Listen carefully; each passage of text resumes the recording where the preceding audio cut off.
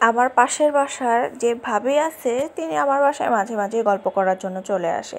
আমার এত সময় নাই, 2 বাচ্চাকে সামলিয়ে আমি যে কারো বাসায় গিয়ে খোশ গল্প করব এত সময় বাবা আমার নেই। তো পাশের বাসার ভাবি আসে আমার বাসায় গল্প করতে, তো তো ভালো কথা, আমিও আমার যথাসাধ্য চেষ্টা করি তাকে আদর আপ্যায়ন করার।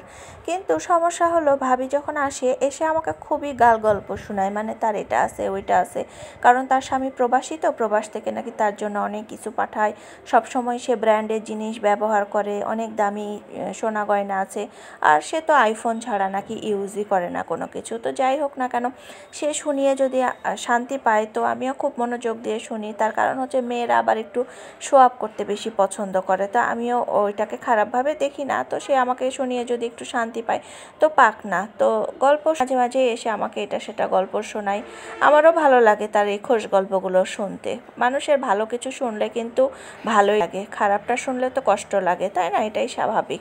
তো যাই হোক না কেন, একদিন হঠাৎ করে তিনি আমার বাসায় এসে বলতেছে, ভাবি আমাকে আপনার পাসওয়ার্ড দিবেন, মানে ওয়াইফাইয়ের পাসওয়ার্ড নিবে সে। কথা জিজ্ঞেস করলাম না যে সে আসলে কেন পাসওয়ার্ড চাইছে, তো আমিও তাকে পাসওয়ার্ডটা দিয়ে দিলাম।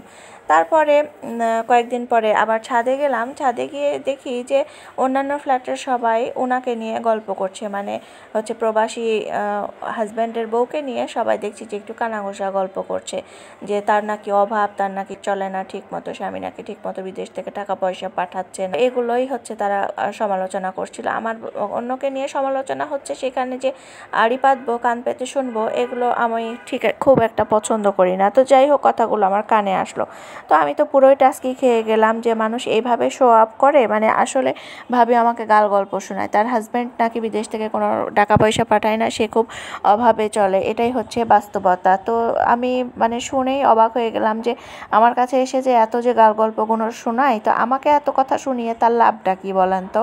আমাকে যেটা না সেগুলো মানে গাল গল্প শুনিয়ে তো কোনো লাভ নাই। তার বাস্তবতা যেরকম সে যেভাবে চলাফেরা করে, আমি তো তার বাড়িতে খেতে যাই না বা বসতে যাই না বা তার কাছে কোনো কাহিনী শুনতে যায় না, তো সেই যেচে পড়ে আসে আমাকে গল্পগুলো শোনাতে। তো যাই হোক, এটা তার ব্যক্তিগত ব্যাপার, সে যদি আমাকে শুনিয়ে খুশি হয় বা খুশি থাকে তাহলে সেটা তার ব্যাপার। তো চিন্তা করে দেখলাম যে আসলে আমাদের সমাজে এরকম কিছু অনেক মানুষ আছে যারা কিনা নিজেকে বড় দেখানোর জন্য কত রকমের কত মিথ্যা কথাগুলো বলে। এরকম কিন্তু সমাজে কিন্তু অনেক দেখতে পাবেন যে নিজের খাবে নিজের পরবে, যেভাবেই থাকুক না কেন কিন্তু গাল গল্পের দিকে ওস্তাদ। এই ব্যাপারগুলো আমার কাছে কেন জানি না ভালো লাগে না, যে আমি যেটা না সেটা মানুষকে গল্প শুনিয়ে তো আসলে তো প্রকৃত আমি বড় হলাম না, তাই না? তো আমার যদি কোনো কিছু আসলেই থেকে থাকে, তো সেই জিনিসগুলো আমি যদি লুকায় রেখে নিজেকে একটু ছোটই দেখালাম, তো সেটাই আমার কাছে মনে হয় যে অনেক শান্তির এবং সম্মানজনক। আপনারা কি বলেন? আমি অভাবেই আছি আর এদিকে আমি ফুটানি মারাচ্ছি বেশি বেশি, তো এটা কি শান্তির কি কারণ হবে? এটা তো শান্তিময় লাগবে না, যে আসলেই প্রকৃতপক্ষে হচ্ছে আমি অভাবী কিন্তু মানুষকে আমি ফুটানি দেখাইলাম।